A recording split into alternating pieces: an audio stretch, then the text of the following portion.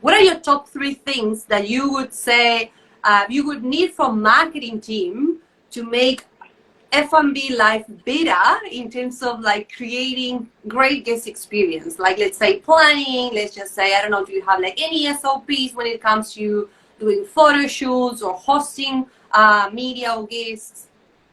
So I think first will be time in advance. I think you need to understand that the schedules, which is the simplest thing on the operations, is made weekly. It's not as the support departments where you know that Monday through Friday you work like same hours. Generally, I'm not saying like sometimes you work more or less, but generally you have the same schedules. F&B is not. So to tell the departments of whoever is going to do the photo shoot is time in advance.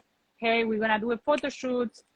Get ready. The second part is, what do you need? Do you need people? Do you need food? Do you need beverage? Which activations do you want to showcase? So what do you need from F&B? So we can not only do the schedules, but prepare pastry if you want desserts, prepare the bar if you want, where is like every detail, what is going to be photo shoot, and then where is going to be,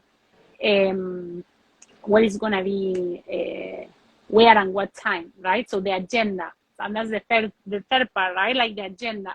Yes. The agenda that comes very linked to be punctual, right? So you ask chef, hey, we want to showcase the new ribeye steak, and let's do it, let's say premium ribeye steak. Let's do it at 2 p.m. Chef is ready with the ribeye steak, which is a lot of work for a chef. Oh, 100%. And the kitchen, and it makes a lot of people's work around for that. 100%.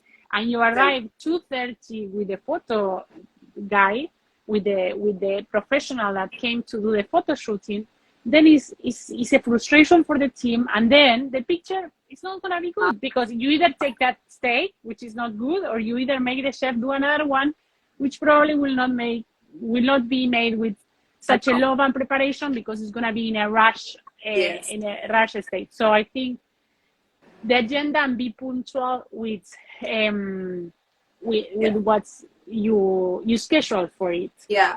And also adding on that point, it's very important what you just mentioned, because it has happened to me before, working with chefs that haven't done a photo shoot before.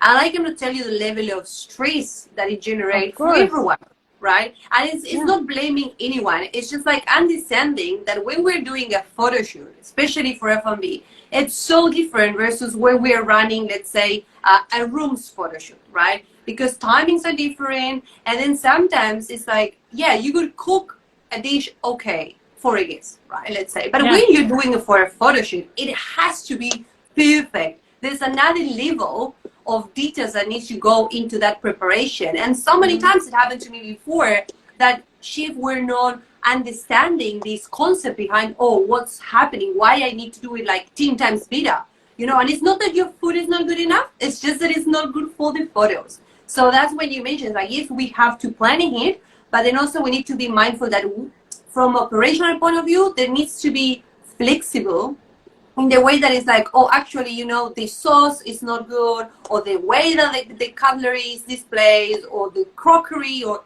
anything, because that's what I've noticed as well.